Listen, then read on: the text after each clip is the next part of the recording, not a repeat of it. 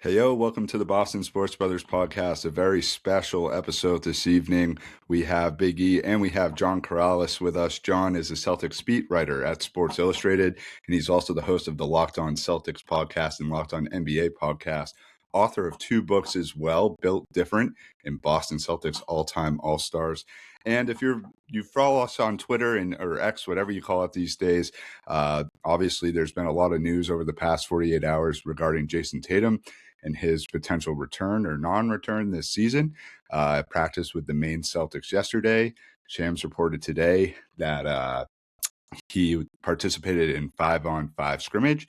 And then we had his first media availability in a long time. John was there. And we put out a tweet pretty much saying, the reporting was that, pretty much what Tatum said. And we put out a tweet, and I'll just read it here so we can set the stage for the audience, and we'll certainly have John jump in. But it said, to the media that's at practice, how about you give an opinion whether you think Tatum is coming back this season and have a take on the situation? Every report is Tatum says he's still unsure. And guess what we are sure of? And it's pretty much everything that I just said in terms of he's practicing with the Maine Celtics. They just traded Simons, a guy who puts up 15 to 20. And Tatum is a guy that can handle the ball and puts up those numbers, if not more. What Shams reported today, all the videos and content that's come out. And then the press conference today, I think the fact that him having media availability shows that he's progressing towards returning to the team. And pretty much that our take is that he'll be back in March looking at that game against Philadelphia. And we tagged Celtics media personnel in the tweet to try and get some sort of response and dialogue going. And John, your response was, oh, you mean like maybe in a podcast or something, maybe one that publishes daily and has had an opinion on this for 9 months. So completely respect that and hand up. I'm not a loyal listener of the Locked On Celtics podcast or Locked On NBA podcast. So I understand that the information is there, but I'll just flat out say, I think you didn't like what I had to say in the way that I said it to you. It went up your backside, and you decided to reply the way that you did when you easily could have just said, I think he'll be back in March, because that's what you think after I checked it out. Well, yeah, I could have if you had simply said, hey, John, what do you think? When's Jason Tatum coming back? I think what kind of irked me was this demand that, like, hey, how about an opinion here? The opinion has been made. You're standing in a Pizza Hut screaming, like, where are my cheeseburgers? And like, just McDonald's across the street. We've been serving cheeseburgers forever. Like, my opinion on Jason Tatum coming back in March has been out there literally for 9 months. Like, the injury happened. He had the surgery. I learned about the surgery, and I said, this guy's coming back this upcoming season. And I've been pretty consistent about that. And that's the bothersome part. The bothersome part is the way you put out this demand of, like, well, go, if you so want these opinions, they're out there. Every one of the people that you've tagged, I think there's a dozen people tagged here. I think maybe all of them have some level of podcast or written or something where their opinions have been made. So if you want people's opinions, like, do a little bit of legwork and be like, pay attention, just pay attention. So that's the thing that bothered me. It's this, and you're not the only one that does it, but it's this kind of like, I didn't see it this time, so where is it? What's going on here? Like, that part is like, well, just because you didn't see it, and that this was a report. I was reporting specifically, this is what Jason Tatum said. And that's the end of it. Like, that's not the place for an opinion. The opinion is in a column. The opinion is in a podcast. The opinion is on Twitter. All of places where I've shared plenty of takes of Jason Tatum coming back, almost exclusively saying that he's coming back in early March, except for the few times where I'm like, oh my God, maybe he's coming back sooner. And that to me is like, my opinion. If you don't know my opinion, Jesus Christ, like, my opinion, I can't shut up my opinion is out there for everybody to know. So you no, probably could have asked Grok, what's John Karalis' opinion on Jason Tatum? And it probably could have given you an answer. Sure. I mean, it's a fair response, John, but I also think that given the context of what's happened over the past couple of days and what's transpired, it's just been a bunch of like, well, he's still unsure. And like Chris Haynes has this report, Shams has this report. Yeah. And in fairness to you, like you pretty much said, like, and there's two aspects of your job, it sounds like, and there's a reporting side and based on what you hear at practice and what's said in those media scrums and when you're in the press conference room, like that's a report. You're pretty much reporting on what was said by the player, the coaching staff, the executive, whoever it was. So completely respect that. And if there's other places that the opinion is being stated, then that's fine. As a podcast of our own, when we're not there and there are people that are there, and to be quite honest, to be on Twitter to draw some attention to things and try and get some dialogue going and eyeballs on things, like part of it is to try and poke the bear a little bit and be like, hey, like, given what's going on in the vacuum over the past couple days, what's the deal and what do you think based on what was just said? And it just felt like every single person today, like I can watch the video of what Tatum said and discern what the same thing you guys are reporting is. And that's the part. It's like, well, what's going to happen from there based on what you guys just heard and based on the fact that you're there every day close to the team and seeing this progression in a different way than 99.9% of people who pay attention to the team. I think that's it. And like you've already said where that can be found. I respect that, but that's like where this was coming from. Right. And so, but this is, Jason Tatum speaks, right? So we show up at the Auerbach Center around noon-ish. Jason Tatum starts speaking, I don't know, 12:30 or so. Then it's a rush upstairs, transcribe what he said, and now the content machine starts to run. First things first. Hey, everybody. This is what Jason Tatum said. Boom. This is the seed that feeds all of us, right? Me, all of the people that you tagged. This is the seed that now you do a podcast, 10 other people do podcasts, bunch of bloggers, take the quotes. This is how the ecosystem works. We put it out there. This is nuts and bolts what Jason Tatum has said. Boom, out it goes. Then comes all right, let's come up with, am I writing a second piece? Some of us break things up because of the nature of the business and say, this is the very specific nuts and bolts of what he said. This is a sidebar piece about what he said. Maybe there's a third sidebar piece that's all just facts. Then we have to some of us do a column, or I literally just recorded a podcast. I recorded a podcast. I went out and got a pizza for my family, came back and recording this. And then I have to, when I'm done with this, publish my podcast. So there my opinion comes out. So like the machine you have to give the machine time to work. And it's just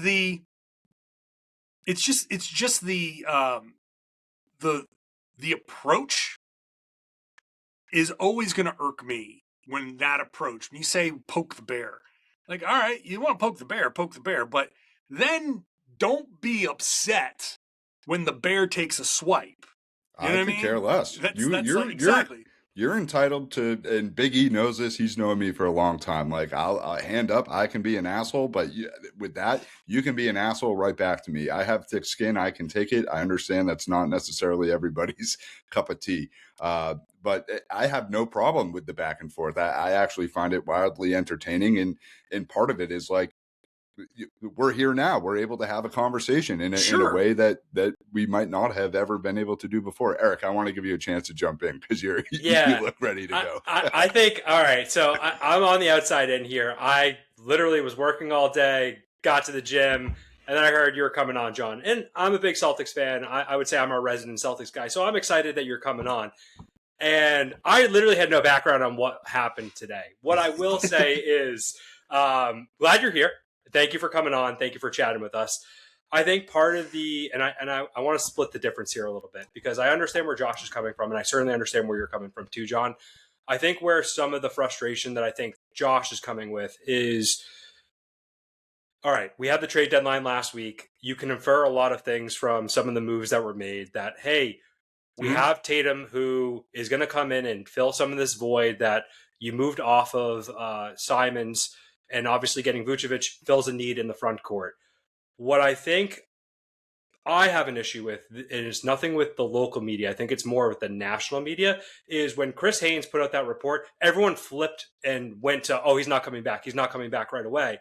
Instead of giving that a second to kind of settle and understand. And I think actually the local media did a good job of saying, hey, let's give this a second. Like, it's a mental thing. This doesn't mean that he's not going to come back. But I think from the national reporting standpoint, it was extremely frustrating to be a Celtics fan and to hear everyone just go, oh, hands up, he's not coming back. He's not coming back. Okay. And that was frustrating for me. So this is nothing with you.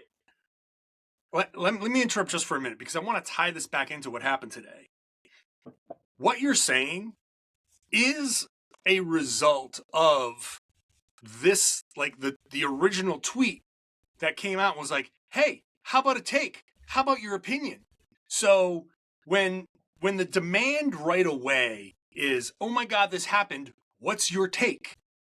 People come out and have a take. And in this take culture, there's going to be a lot of these people, the Kendrick Perkins, the Colin Cowherds, Felger locally, the guys that are going to say, hey, what's the opinion I'm going to have? What's my take going to be that's going to draw the people's ire? What's going to get people riled up?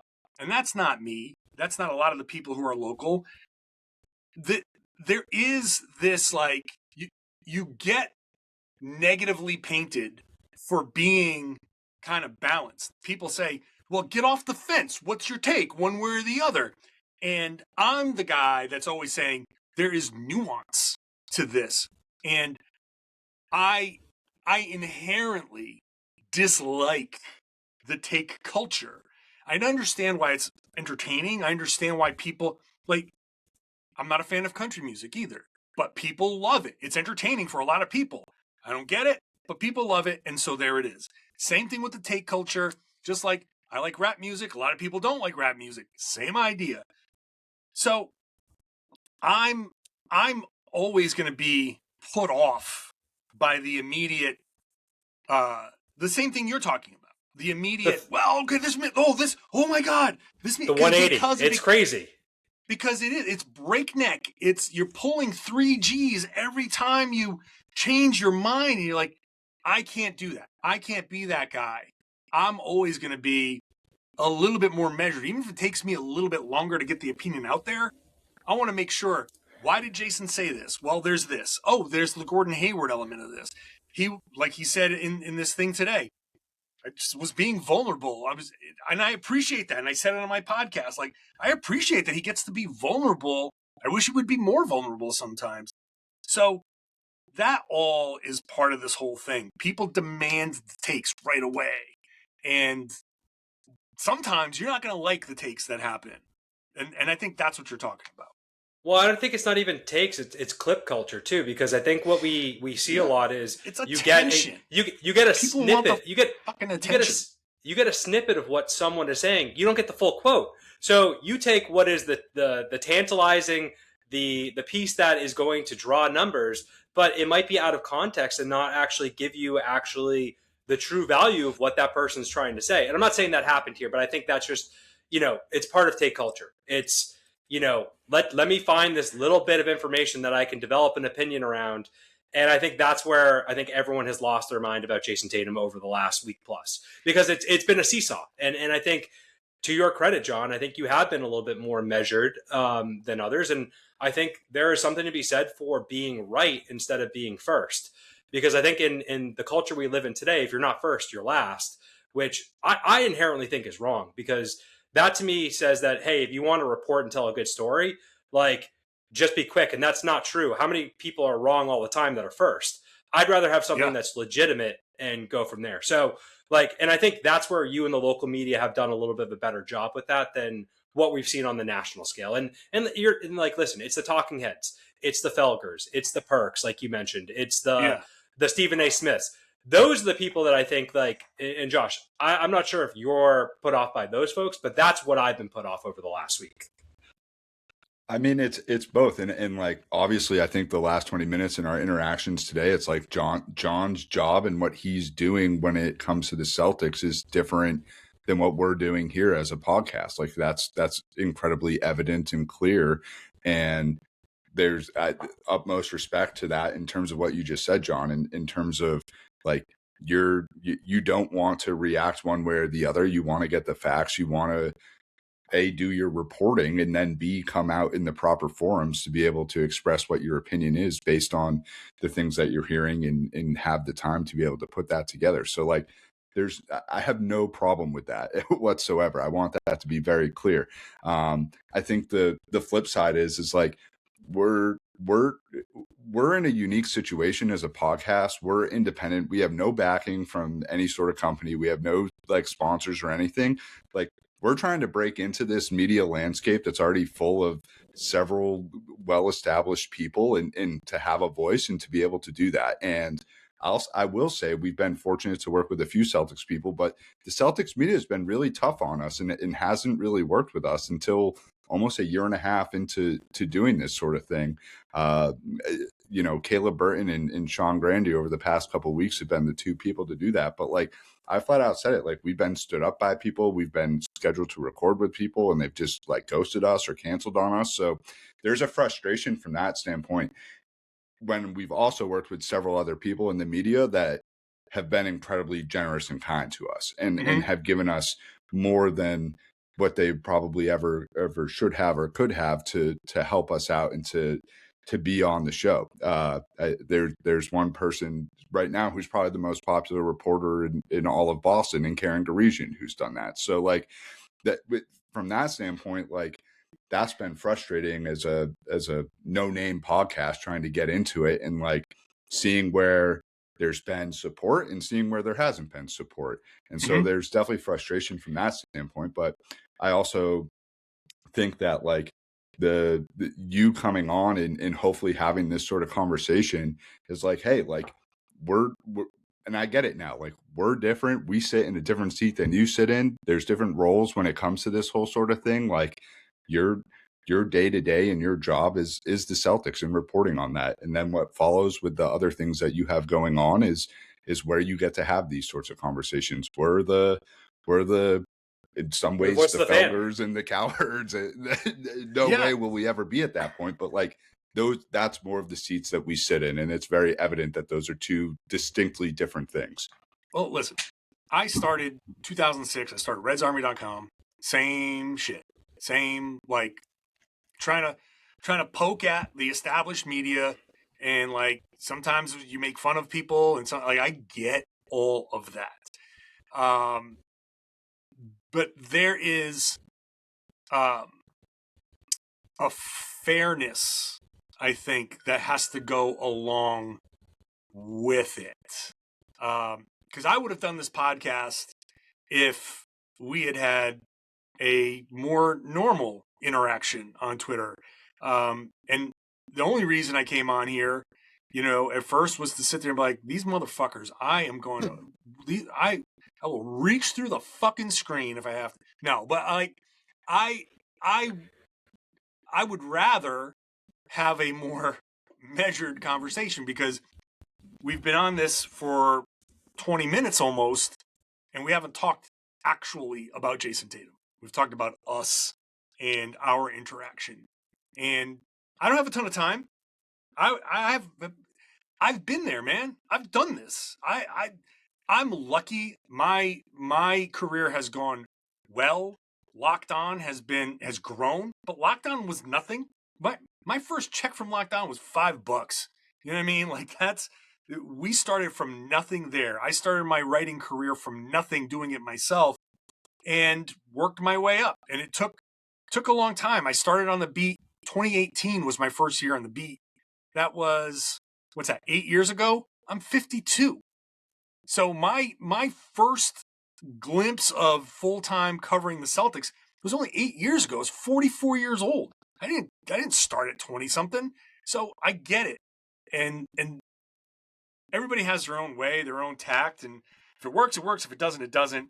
I don't know how other Celtics people have treated you, but that's not something that, like, I don't think you'd want me to treat you based on how 5 other podcasts treated me, if they screwed me over. So that's the whole thing. But whatever. It's I have a way that I like things to kind of unfold.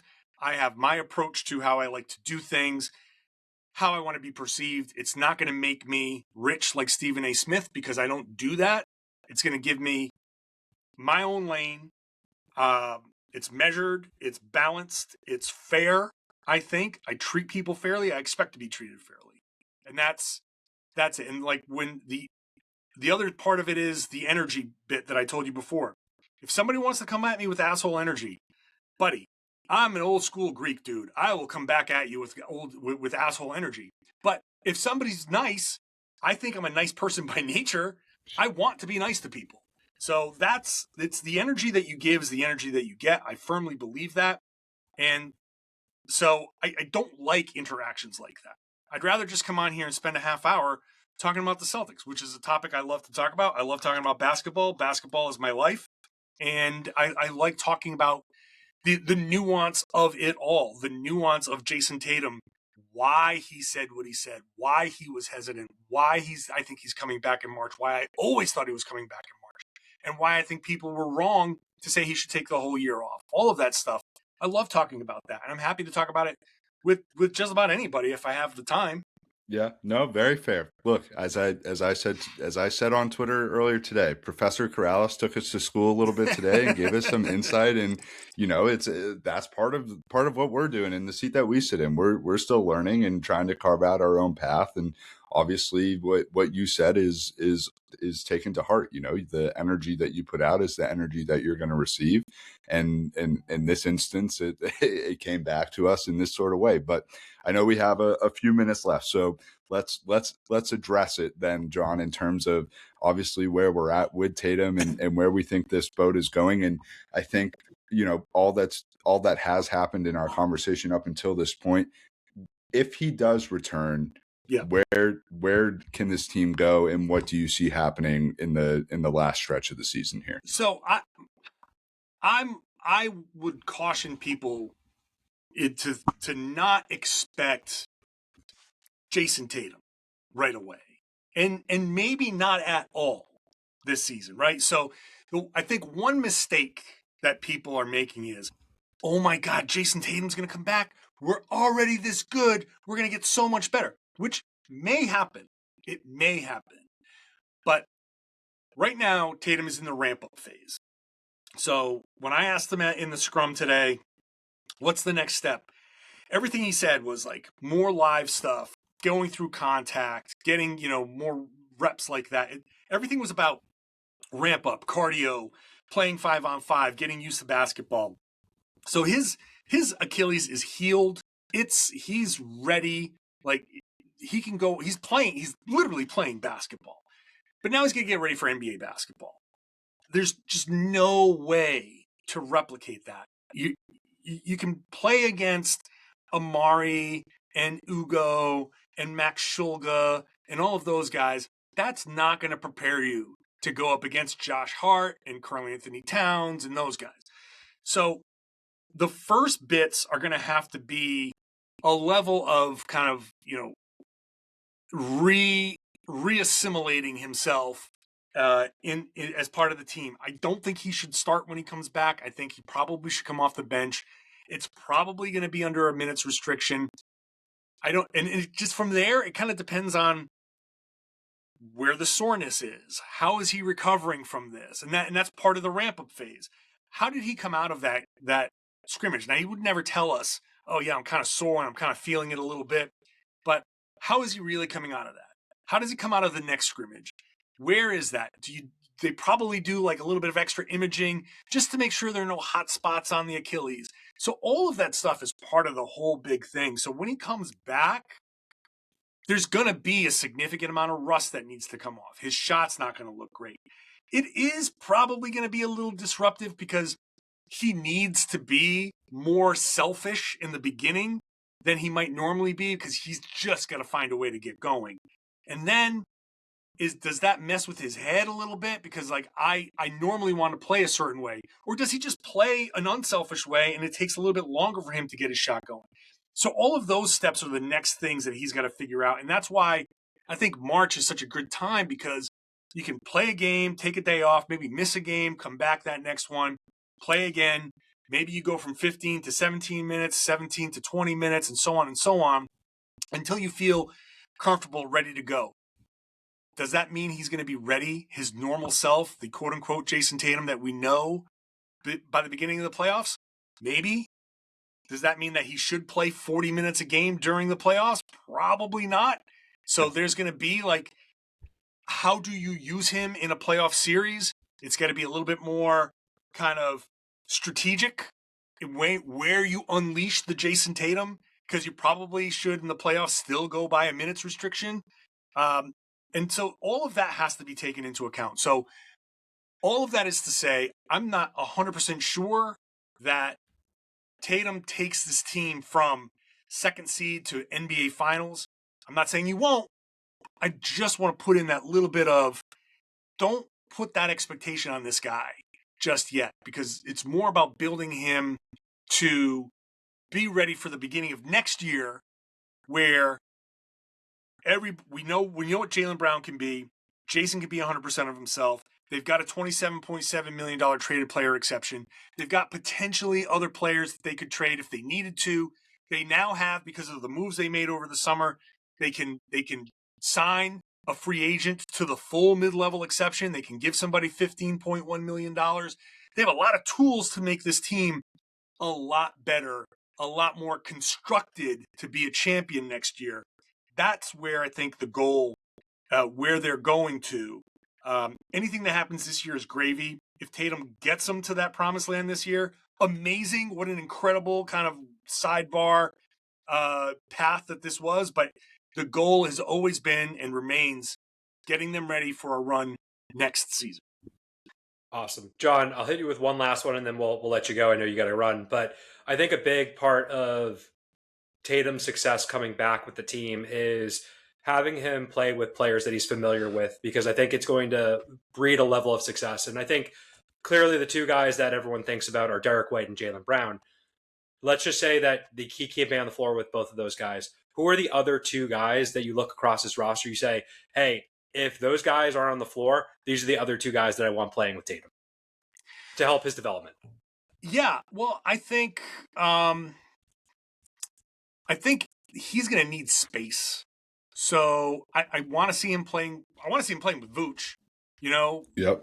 I think that's the first one, because they need to figure out what they're going to do with him moving forward. That's a big kind of question mark. Like they trade for Vucevic, and when Tatum comes back, he's going to need the pick and pop element. You're going to use him a lot like Al Horford, Porzingis type of plays. So I want to see how that goes. I want to see how that works. If that works great, then maybe they put a little bit more focus on bringing Vooch back this summer. I don't know what the market's going to be for him. He's 35. He'll be 36 next year. I don't think teams are going to line up to spend a lot of money on him. I think Vooch is probably done making the money for his career, and the rest is going to be, just hanging on and all of that stuff. So how does he fit with Tatum? And then, are we trying to figure out like his fit with Hugo Gonzalez? Like that, I think that can be an interesting kind of fit. But at that point, it's just, I want Tatum to have the space. Like, just get him out there with Hauser, get him out there with the guys he's familiar with, get him out there with Pritchard. But that initial pick and roll, pick and pop with Vooch is going to be the most important element, because that will determine how hard they look for. Is Vooch the center of the future, or at least the immediate future, or do they have to go out and find somebody else and kind of continue that search? It's interesting because I have Jordan Walsh as someone who I think will also be someone that he will pair very well with. Just based on his development, It's about who can accentuate, to borrow Brad Stevens' phrase, who can accentuate Tatum the most, right? So you need some space, you need some rebounding. Like Baylor Shireman is he I don't know where the rebounding came from, Shireman, but he's out there rebounding. That's an important element, because if Shireman can go in there and clear some rebounds and Tatum maybe doesn't have to, that takes a little bit of the workload off.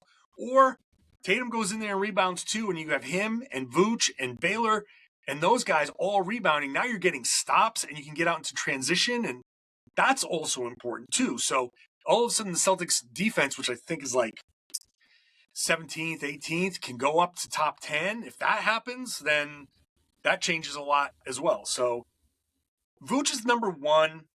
All these other, you can make a case for a lot of these other guys. Jordan for sure. I'm very fascinated with Hugo. Kind of interesting that Hugo was one of the guys that was sent out to scrimmage with him in that practice with the Maine Celtics. I thought that was interesting as well. So, but I'm also a huge Hugo Gonzalez fan. Like, he's a dog. He's a dog. I am over the top. Like I'm driving that hype train. I'm making banners for the hype train. I'm going nuts about Hugo Gonzalez. Like I mean, John, I'll be your first lieutenant. I'll be your first lieutenant, first mate. Like he to me could be the thing that unlocks the next part of this wave. Not just for Tatum and Brown, but potentially even afterwards. Oh, don't get me started on that, because I literally said the same thing to somebody at the game the other night. I feel like the spider. We're doing this. We're doing the Spider-Man meme right now, right? Yeah, seriously. Like, I don't want to go too overboard publicly, because it's on the record, and I don't want to. I just don't want to. I'll just say that I'm super high on this kid. There are plays that he makes. Yeah, there was that play the other night. It was against Miami, I think, with the steal and coming down the right sideline. And that hook pass to Jalen ended up getting fouled. If you've ever you ever watch a show and people say like It's Always Sunny in Philadelphia, and people say, well, which episode would you show somebody to say this is what It's Always Sunny in Philadelphia is about? Like, which episode gives you the best idea? And then that play from Hugo is that equivalent. If people say, which play from Hugo Gonzalez could you show me that highlights your play? That's the one, because it's a steal. It's not just a deflection. He holds it. He brings the ball up the floor. He spots a guy off to his left through two defenders, loops a pass on a move that goes in a straight line, defying physics, gets to the player it's supposed to get to. I don't know how you do all that stuff, and he just did it on instinct. And I'm like, damn, that is a basketball player. I love that kid. So I'm excited about what he can bring. It's all about just learning the NBA game for him. Well, John, hopefully we'll meet up soon, and I'll create some card-carrying members of the Hugo Gonzalez fan club, and I will make sure that you are number one, I'll be number two, and we'll hand them on out to everyone else after that. For sure. Founding member of the club, John Karalis, for sure. I think the biggest thing is that you have two nominees and a coach of the year and executive of the year that have constructed this team and have done a masterful job moving on from some of the pieces that were part of the championship and getting them to this place. And what Mazzulla has done and the buttons that he's pushed to get this team to where they're at, and what Brad Stevens has done to somehow get under the tax thresholds and to still have a team as competitive as they are is unbelievable. Sam Quinn had an unbelievable report a couple of days ago about the money and how all of that sort of shakes out, and how it gives the Celtics some flexibility moving forward. So it's going to be excellent. John, I have officially discarded my sword in our beef this evening. It was great to get into some basketball talk with you. We know you got to run on to some other obligations you have tonight, but we'd love to have you back on with the full squad and the rest of the brothers. It sure does look like we're going to be getting into some playoff basketball and hopefully have number 0 out there helping us get to the promised land once again, whether it's this year or next. We'll yet to be determined, but really appreciate your time. Want to end on this. where can the fine listeners follow you on social media platforms? What do you have going on in terms of content and all the things that you may want to promote? Yeah, well, I mean, social media, it's Twitter at John_Karalis, Blue Sky, johnkaralis.com, which is also my website, which needs to be redone. Karalis44 on Instagram. It's all the social media stuff that I don't like. My writing is at Celtics on SI, so it's the SI's Celtics on SI. Congrats on the new role, by the way. Podcast. Thank you. Appreciate that. You're welcome. You're welcome. And obviously the podcast, Locked On Celtics, Locked On NBA. That's everything. Damn, I do a lot of. Damn. Yes. Make sure you check out John. Obviously, I have some work to do in that department. I'll be following along and listening. So, as I said, I can raise my hand and take accountability for myself here. But John, really appreciate it. I do think that there are that these sort of conversations are good ones to have, and to break down the walls that we did tonight is much appreciated. So, wishing you the best of luck the rest of the season. We'll definitely be in touch to get you back on as we get close to playoff time, and hope you're not suffering too much with the rest of this winter here, and we get to some warmer weather soon. I know. At 30-something degrees, I was like, all right, let's take the dogs out for a walk. This is great. Don't even need a coat anymore. Exactly. It's balmy. No hat and gloves today. No hat and gloves today, which is crazy. That's crazy, right? It is what it is. So We'll take right. this. Thanks, guys. Appreciate you. Thanks again. See ya. Take care.